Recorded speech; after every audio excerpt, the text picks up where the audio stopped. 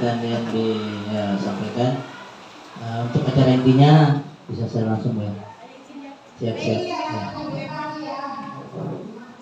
Yang lain jangan izin ya, nanti izinnya Ya,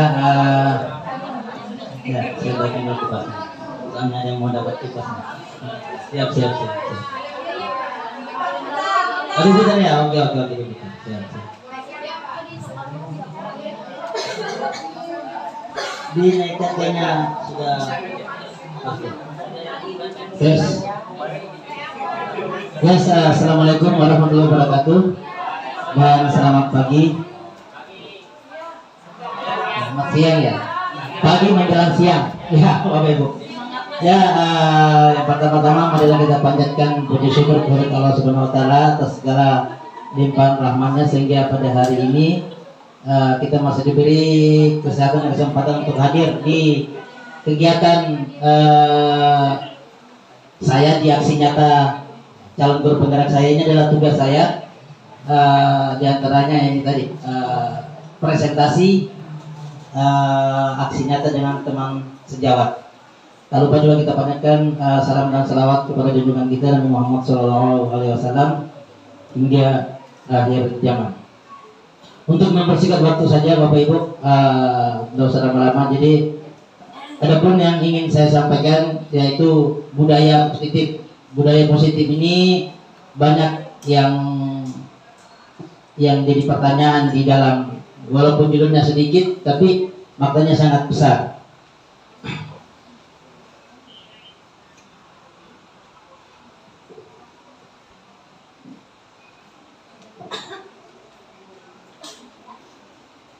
Aksi nyata modul 1.4 membentuk budaya positif. Konsep budaya positif, di dalam konsep ini ada beberapa tahap yang harus disampaikan, yang harus diketahui.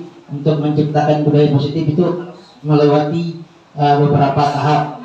Yang pertama adalah perubahan paradigma belajar. Yang kedua, disiplin positif. Yang ketiga, keyakinan kelas atau membentuk keyakinan kelas. Keempat, kebutuhan dasar manusia. Yang kelima, posisi kontrol. Yang keenam, restitusi.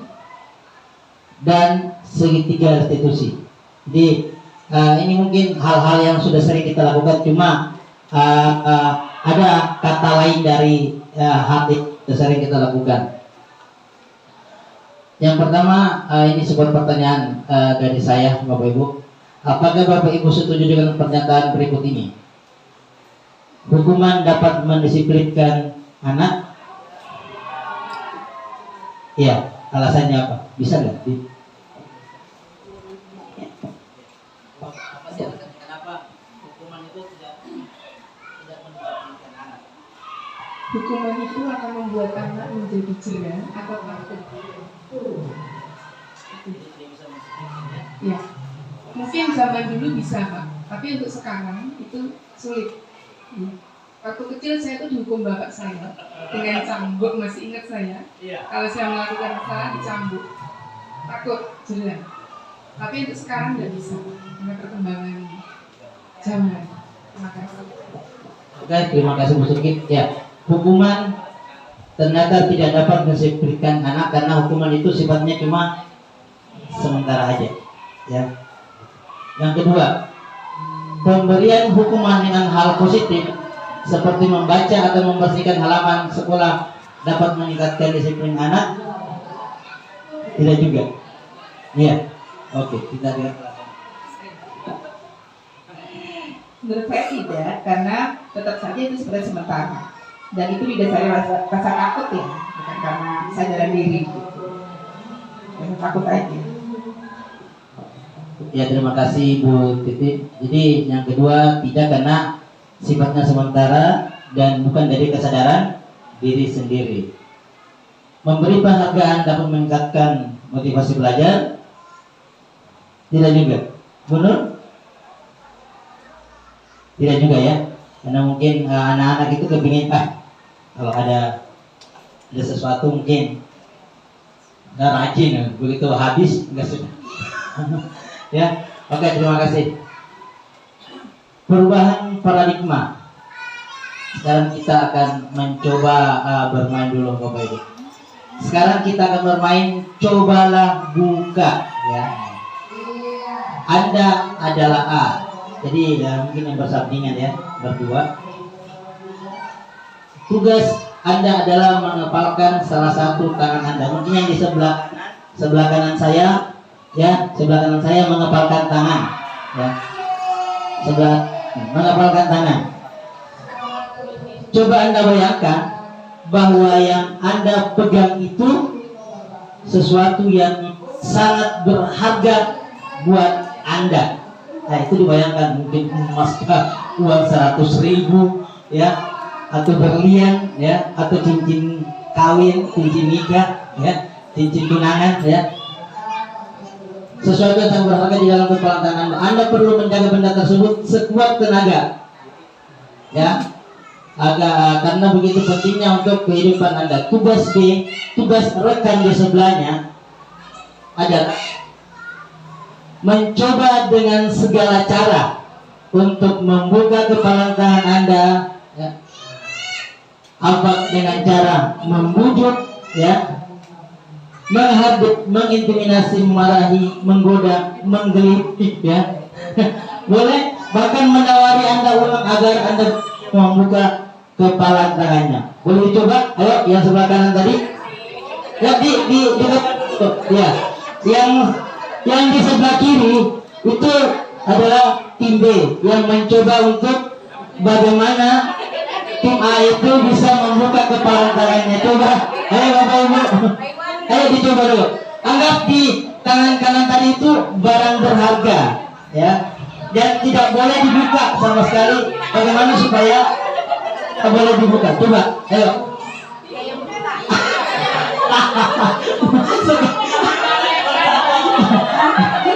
Ya, ayo tolong menir. Ya, ya. Ayo, coba. Ayo coba. Digelitingin. Ayo. Akhirnya ya. Ayo. Ayo, sudah? Sudah. Belum bisa. Ayo buka. Iya. Nggak bisa ada yang cuma sekali dilirik langsung dilepas, ya. Artinya barang itu nggak penting seperti itu, ya. Tapi kalau barang penting, apapun yang terjadi itu pasti akan dipertahankan, ya. Ya, jadi dengan adanya seperti itu tadi, bahwa hal yang begitu penting buat kita, ya, itu akan kita pertahankan. Bagaimanapun caranya orang itu akan mendapatkan, kita pasti akan berusaha mempertahankan, karena itu adalah hal atau barang penting buat kita harus jaga. Ya, perubahan paradigma teori kontrol. Dari kegiatan tadi kita akan mempunyai penilaian bahwa teori kontrol itu yang pertama ilusi guru mengontrol murid, itu yang pertama. Yang kedua, ilusi bahwa semua penguatan positif efektif dan bermanfaat. Yang ketiga, ilusi bahwa kritik dan terlalu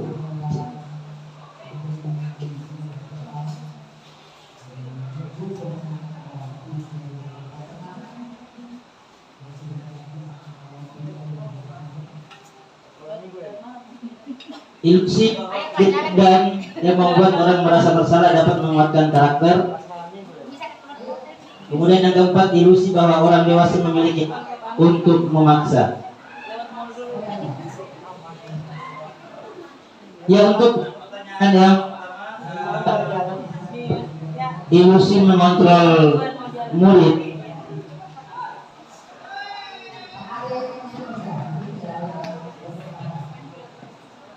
di sini untuk ilusi guru mengontrol murid, ya, pada dasarnya kita tidak dapat memaksa murid untuk berbuat sesuatu jikalau murid tersebut memilih untuk tidak melakukannya. Ya sama dengan tadi, ya anggap tadi yang menghafalkan tangan itu murid, ya bagaimanapun kuatnya kita berusaha untuk membuka apa yang dibikin itu murid, kalau bukan murid yang mau membukanya, mungkin tidak akan terbuka. Bagaimanapun kalau memang itu dianggap penting. Yang kedua, ilusi bahwa semua penguatan positif efektif dan bermanfaat.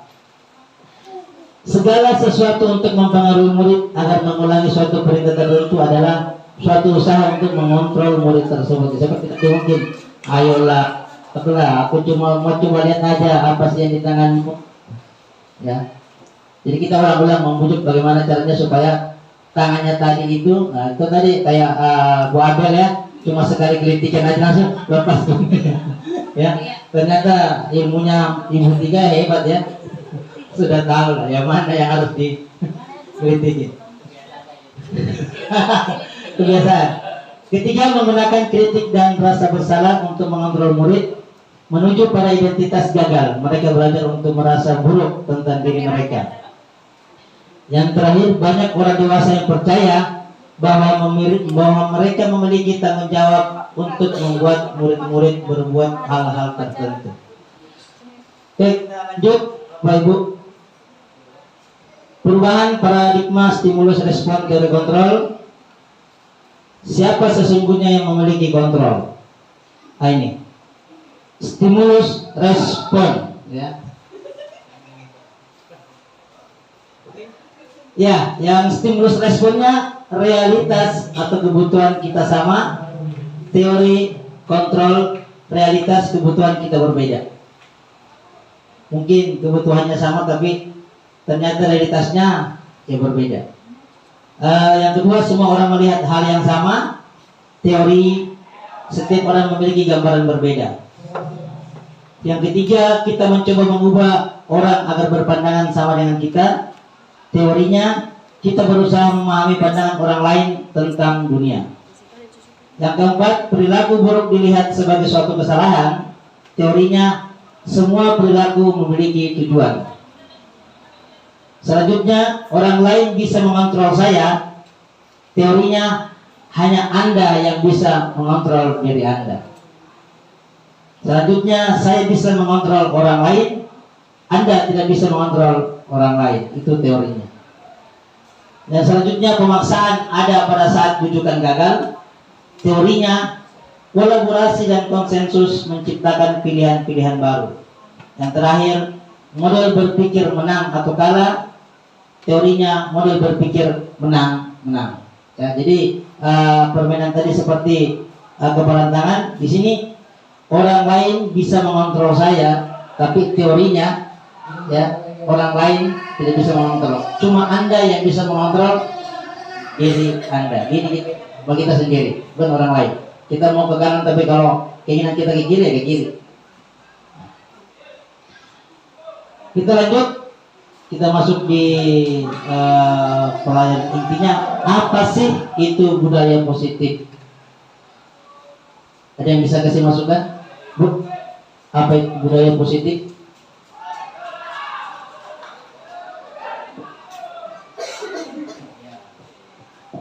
Budaya positif adalah pembiasaan diri yang didasari oleh kesadaran diri sendiri untuk melakukan hal-hal baik. Pembiasaan diri ya. Jadi pembiasaan ya. Ada lagi yang lain? Pak Solehin mungkin?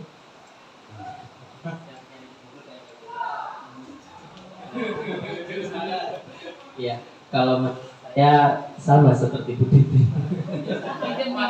Ya, sudah mewakili. Jadi budaya positif itu pada intinya adalah pembiasaan yang kita tanamkan, termasuk di dalamnya ada nilai-nilai positif yang kita harapkan akan tumbuh dan menjadi kesadaran gitu.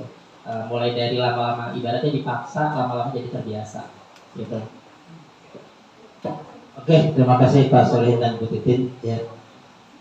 Jadi kebiasaan adalah pembiasaan ya, yang memang harus dipaksa dulu baru akan bisa biasa.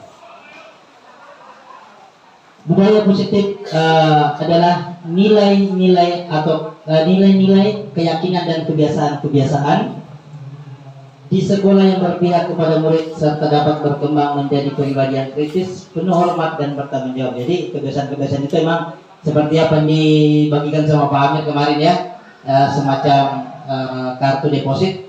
Memang harus ada paksaan dulu, ya. Paksaan. Kalau sudah terbiasa, walaupun tidak pakai deposit, pasti dia akan sudah sadar. Ini. Ya sama lah. Mungkin kalau maaf untuk masalah mungkin ibadah juga biasa harus ada paksaan dulu, dipaksa dulu, habis itu baru kalau sudah terbiasa baru sudah bisa lewat. Disiplin positif merupakan suatu cara penerapan disiplin tanpa dan ancaman yang dalam praktiknya melibatkan perilaku komunikasi efektif antara guru dan murid. Penerapan disiplin positif ini mengajarkan murid untuk memahami konsekuensi perilaku yang mereka lakukan, sehingga murid dapat menghormati diri sendiri dan bertanggung jawab terhadap lingkungan dan pribadi mereka masing-masing. Dapat disimpulkan bahwa disiplin positif merupakan salah satu cara untuk menerapkan budaya positif yang bertujuan untuk menumbuhkan kesadaran serta memberdayakan murid untuk melakukan sesuatu tanpa sogokan, ancaman maupun hukuman. Jadi kebiasaan-kebiasaan itu memang awalnya harus dipaksa. Setelah sudah dipaksa, ini tadi akan menumbuhkan kesadaran serta memberdayakan murid untuk melakukan sesuatu tanpa sogokan, tanpa ancaman maupun hukuman. Ya. Nilai-nilai kebajikan yang kita terapkan jika kita mau mendapatkan budaya positif. Disiplin positif akan membawa peserta didik pada nilai-nilai kebajikan yang sesuai dengan profil pelajar Pancasila. Di sini ada profil pelajar Pancasila. Yang pertama adalah beriman, bertakwa kepada Tuhan Yang Maha Esa dan berakhlak mulia. Yang kedua, berkebinekaan global. Yang ketiga, gotong royong. Yang keempat, mandiri. Yang kelima, kreatif. Yang keenam, bernalar kritis. Keyakinan kelas. Di sini saya coba menggali, ya, mencari referensi, kemudian dikumpulkan. Dalam membuat keyakinan kelas, setiap anggota kelas, ini contoh Bu ya, contoh keyakinan kelas. Setiap anggota kelas perlu belajar. Setiap anggota kelas perlu senang. Setiap anggota kelas perlu melakukan tugas. Setiap anggota kelas perlu saling menghargai. Setiap anggota kelas perlu merasa aman. Ini contoh keyakinan kelas. Yang kedua, selalu bersikap positif, senantiasa menjadi diri terbaik, percaya dan menghormati orang lain serta para miliknya, berkomitmen terhadap setiap tugas, senantiasa membantu.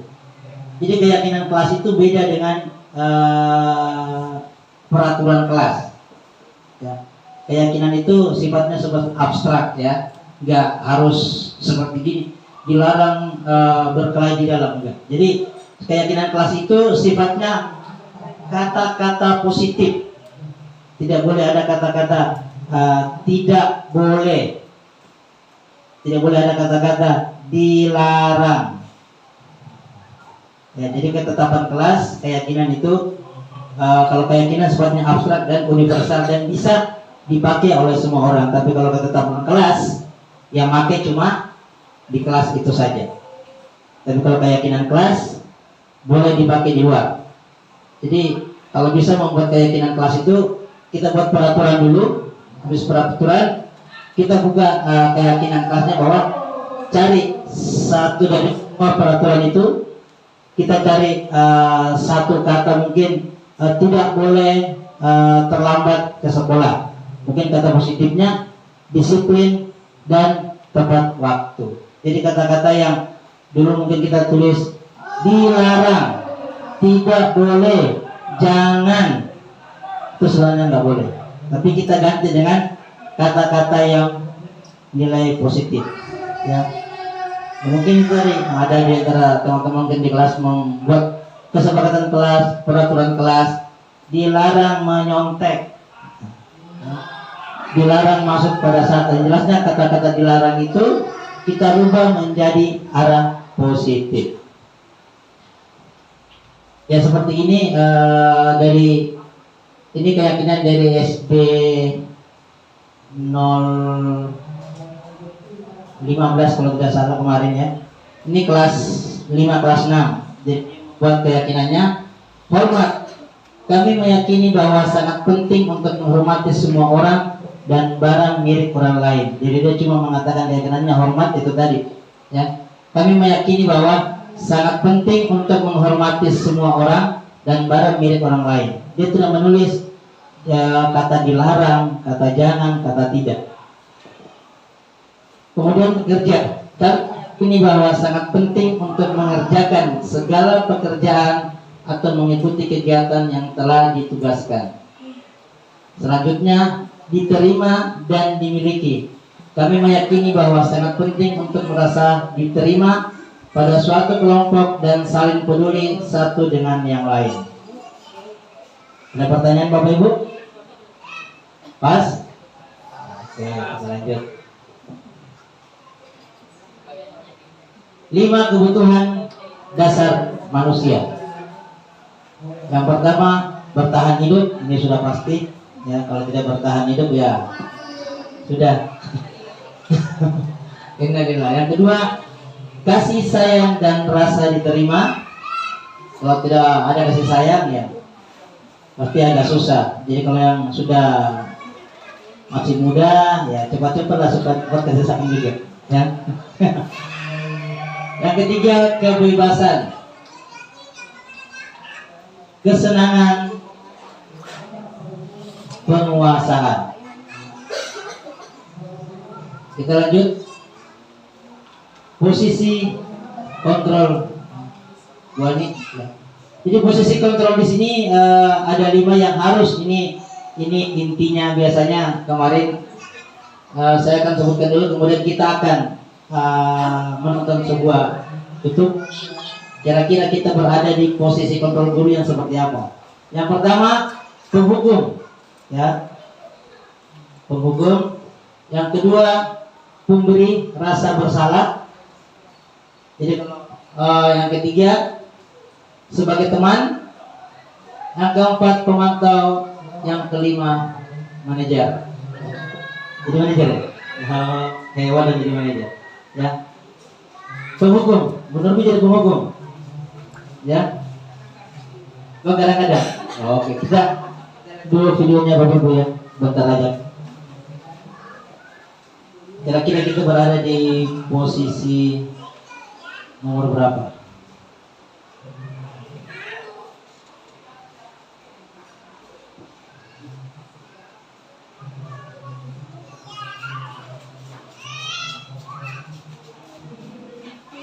Ini sebuah cerita. Salam bahagia Ibu dan Bapak Bineka. Dalam penerapan disiplin positif restitusi, salah satu program yang dikembangkan adalah 5 posisi kontrol. 5 posisi kontrol dalam restitusi adalah proses perjalanan seorang pendidik agar dapat mengenali dirinya. Pada video kali ini, kita akan membahas tentang 5 posisi kontrol yang dikembangkan oleh Diane Dawson dan contoh penerapannya.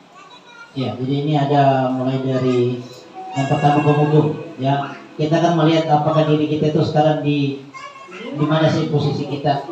Adalah 1. Posisi penghukum. 2. Posisi pembuat rasa bersalah. 3. Posisi pemantau. 4. Posisi pemantau atau monitor. Dan 5. Posisi manajer.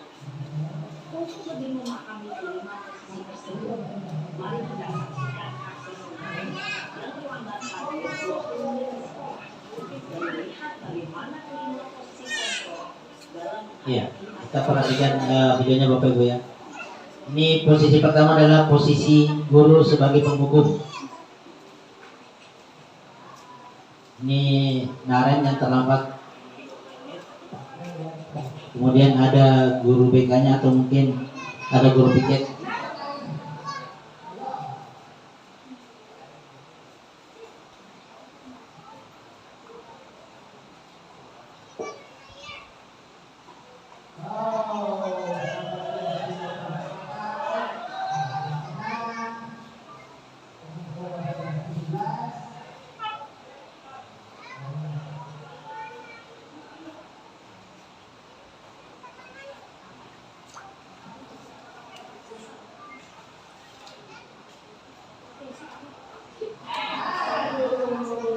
Apa itu? Kayaknya dibuat begitu di bapak-bapak.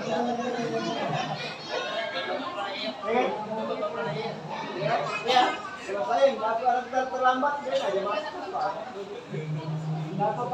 Ya, jadi di sini ibu gurunya ini sampai memarah-marahinya ya dengan hukuman keliling 5 kali biar kapok.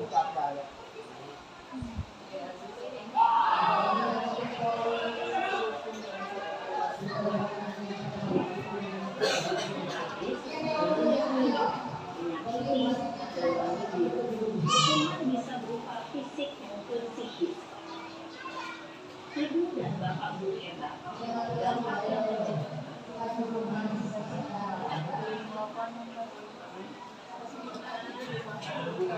terlambat sama hingga pamit tidak. Terlambat juga sekali. Karena orang tua Ya, ini pembuat merasa bersalah.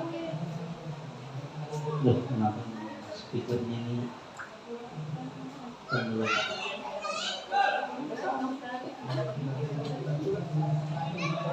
juga semua orang tua juga mengingatkan.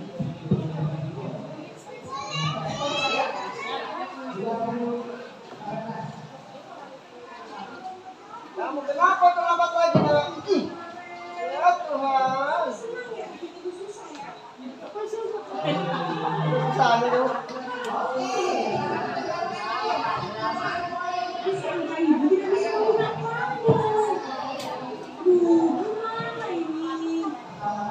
Pulang aja.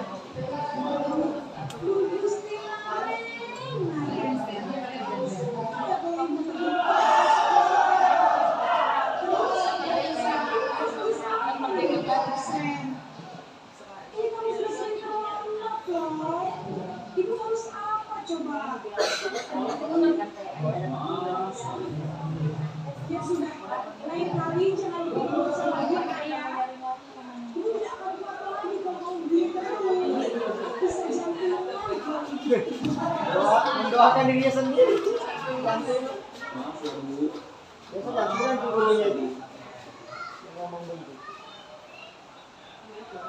posisi pembuat rasa bersalah berbicara dengan nada tenang, cenderung lembut. Namun kata-kata yang diutarakan membuat mulut Elsa menjadi orang mendadak.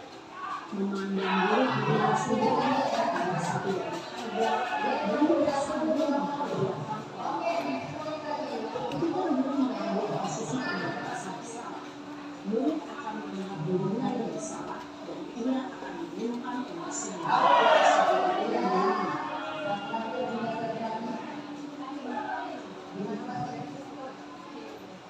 Tos, tos.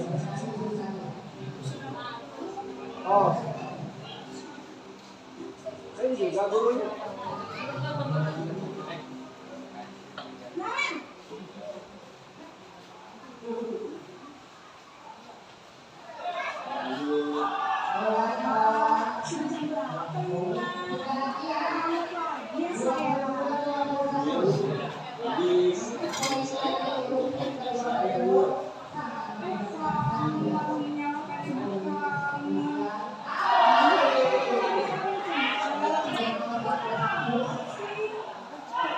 Iya Bu, saya memang mau ngomong tadi, jadi 21 tetap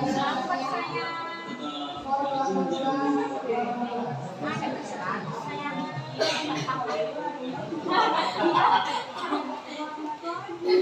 Bikin senang ibu, demi ibu. bisa Bu.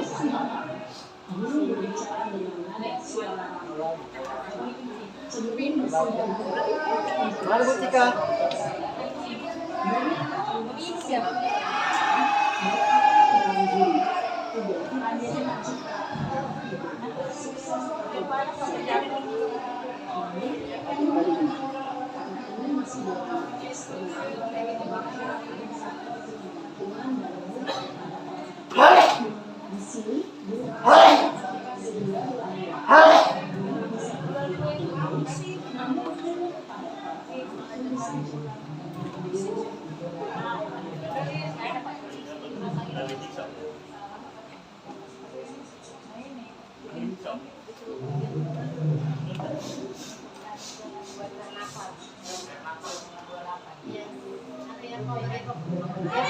Dia bagian kolor.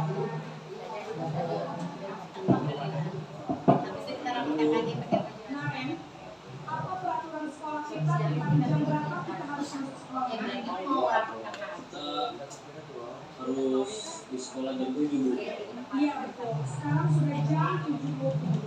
Kalian sudah tahu konsekuensinya jika terlambat hadir. Namun saya harus punya kelas jam istirahat selama 20 menit. Iya benar. Konsekuensinya demikian. Jadi dari jam 9.30 pas istirahat, kamu harus tiba di kelas. Kerjakan tugas tambahan untuk ketinggalan kamu. Ya. Posisi pemantau mengandalkan perhitungan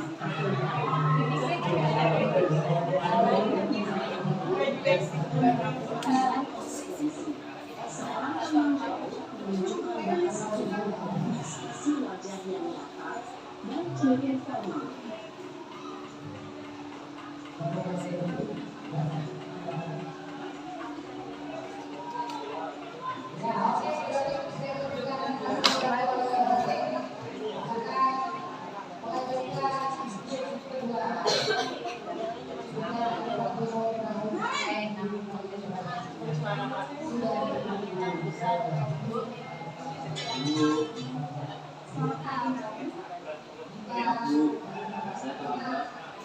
Sekolah masuknya jam 7. Sekarang udah jam 7. Jadi sekarang bagaimana ya?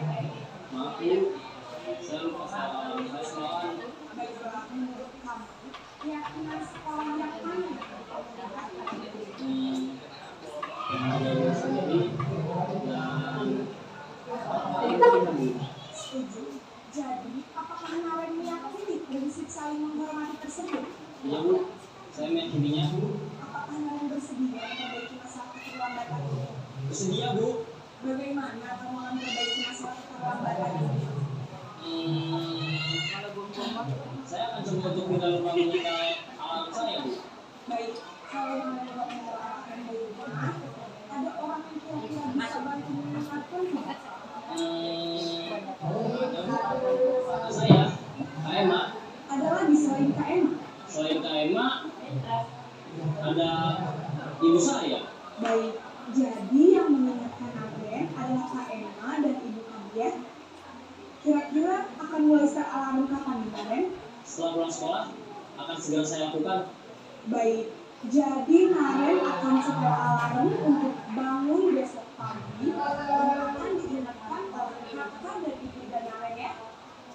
Ada lagi yang mau kita lakukan Naren? Agar tidak terlambat bangun lagi. Tidak ada Bu. Baik Naren, terima kasih untuk semuanya. Sekarang saya kembali kepada Naren. Baik.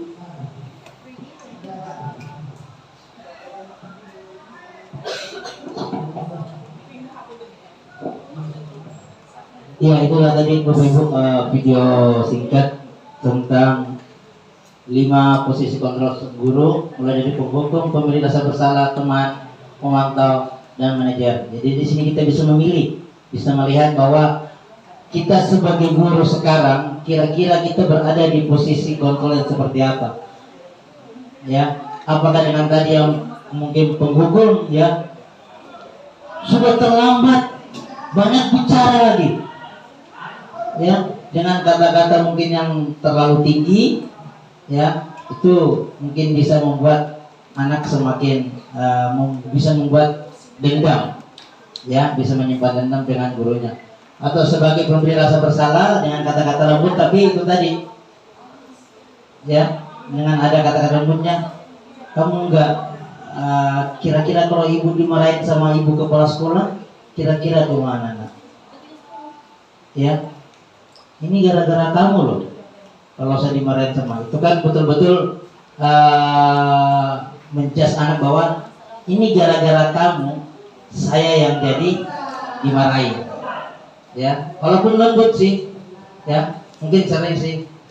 Ini gara-gara kamu loh, sampai kita ketinggalan mata pelajaran itu bagaimana. Itu membuat rasa bersalah. Jadi pelan tapi lucu, ya.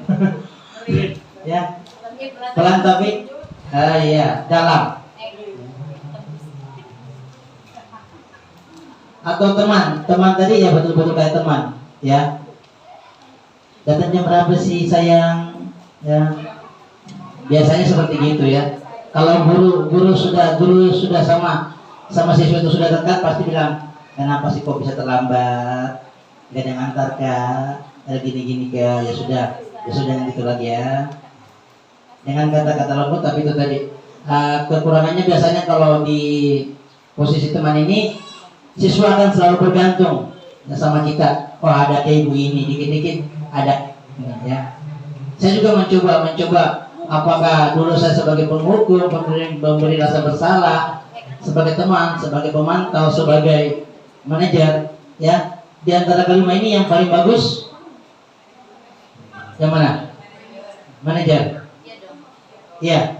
Kenapa bisa manajer? Ya. Ada gitu ya. Oh gitu. Jadi posisi yang paling betul adalah manajer, posisi yang paling baik adalah manajer, karena di posisi manajer itu yang pertama kita lakukan adalah melihat dulu ini aturannya jam berapa masuk sekolah secara detail. Kalau terlambat, keyakinan apa yang kamu langgar. Kemudian anak itu akan membuat solusinya sendiri buat dia. Tadi disampaikan kira-kira kalau kamu tidak mau terlambat, apa yang akan kamu lakukan? Gitu. Oh saya mau bangun pagi, mau nyetir alarm. Kalau tidak sempat nyetir alarm, seperti apa? Saya mau minta tolong. Nah, itu solusi. Jadi dia punya masalah, dia bisa memecahkan masalah sendiri. Gitu. Jadi mudah-mudahan kita di sini guru-guru SD 12 sudah bisa menjadi manajer buat di kelas ataupun di rumah. Oh lupa, ingat segitiga restitusi, ya. Segitiga. Ya, ini segitiga restitusi. Di sini ada menstabilkan identitas, validasi tindakan yang salah, kemudian menanyakan keyakinan. Di sini biasanya pada saat kita mendapatkan murid atau peserta didik yang punya masalah, ya kita akan mencoba mungkin kita sudah sering melakukan sih, cuma kita belum tahu bahwa yang kita lakukan itu ya menurut pakar atau prediksi pendidikan bahwa itu adalah sebuah tahap dari negatif positif, ya. Restitusi itu suatu cara di mana kita menyelesaikan permasalahan yang tadinya negatif, kita selesaikan dengan cara positif, ya, seperti yang menstabilkan identitas, ya. Setiap orang pasti pernah melakukan kesalahan, jadi kita memberi penguatan sama yang bahwa betul semua orang itu pernah melakukan kesalahan, nggak ada yang tidak. Kita kuatkan dulu, kita cari dulu, mungkin kalau kita dapat siswa, kita tanya dulu gimana kabarnya, ya. Tadi saya dengar katanya kamu marah-marah di kelas ya? Iya Pak, bagaimana nggak marah kalau gini. Ya.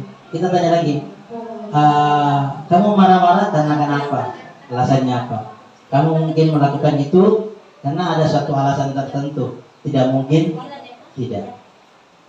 Setelah itu langsung kita tanya, keyakinan apa sih yang telah kamu langgar?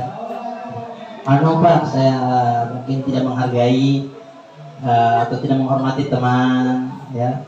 Habis itu kita suruh dia, ya, cari solusinya seperti apa. Jadi segitiga restitusi ini betul-betul sangat bagus ya kalau saya pribadi sih.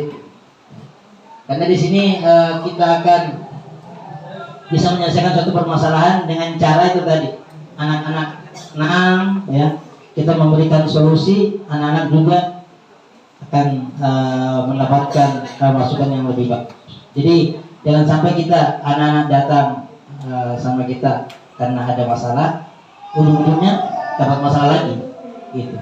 Tapi kita kuatkan aja sih dengan hal-hal positif bahwa itu tadi, semua orang itu pernah melakukan kesalahan, tidak ada yang sempurna. Jadi di sini menstabilkan identitas untuk membuat anak yang merasa gagal karena berbuat salah menjadi positif terhadap dirinya. Guru akan berkata, berbuat salah itu yang manusiawi. Tidak ada manusia yang sempurna. Ya, ini kata-kata untuk menguatkan bahwa supaya anak itu bisa berpikir lebih bagus lagi. Bapak Ibu juga pernah salah. Kita pasti bisa menyelesaikan masalah ini. Bapak Ibu tidak tertarik untuk mencari tahu siapa yang salah, siapa yang benar. Bapak Ibu lebih tertarik untuk menyelesaikan masalah. Kalau kamu menyalahkan dirimu sendiri terus-menerus, apakah kamu bersikap baik pada dirimu sendiri? Jadi ini kata-kata penguat ya. Pada saat siswa datang, kita panggil, biasanya sih di BK ya. Ini biasanya di BK, tapi kalau di SD biasanya yang menyelesaikan masalah adalah guru kelasnya sendiri ya. Dengan kata-kata seperti ini, mungkin siswa akan lebih kuat ya. Tapi jangan datang begitu, "Umi, kamu iya." Sudahlah, pasti dihukum ya. Nggak seperti itu. Yang kedua, validasi tindakan yang salah ya. Membantu siswa mengenali basic need, kebutuhan yang ingin dipenuhi ketika melakukan kesalahan itu. Pada dasarnya setiap tindakan manusia tujuannya adalah memenuhi basic need. Apakah itu power, freedom, love, and belonging, fun, dan survival. Guru akan berkata, kamu bisa aja kan melakukan hal yang lebih buruk, tapi kamu tidak melakukannya. Kamu pasti punya alasan kenapa melakukannya. Apa yang penting buat kamu? Kamu boleh tetap berusaha menjaga sikap itu, tapi tambahkan sikap lain yang baru. Moga kamu belajar cara lain untuk mendapatkan yang kamu butuhkan tanpa harus emosi, marah, dan lain-lain. Ya, jadi di sini dengan kata-kata yang selembut atau sebagus ini, mungkin anak juga tadi akan merasa bahwa oh iya ya, iya Pak, betul. Mungkin dia marah-marah, mungkin dia bisa melakukan hal yang dianggap mungkin bisa memukul ya, tapi itu tadi dia tidak melakukan, sehingga guru akan berkata, kamu bisa aja kan melakukan hal yang lebih buruk, tapi kamu tidak melakukan, itu bisa saja. Yang terakhir adalah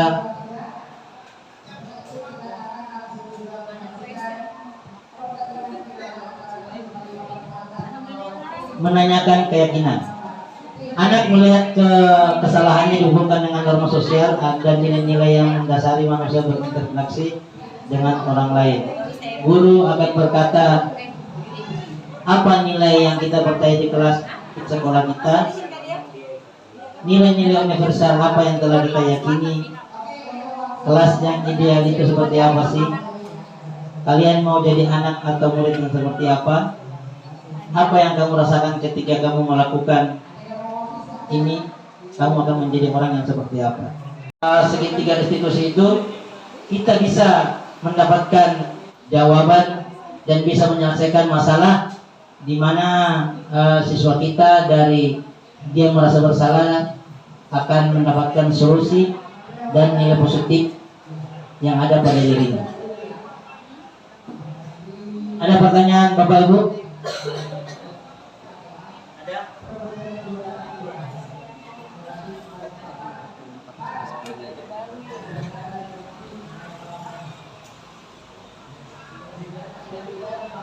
Ya, kalau nggak ada pertanyaan,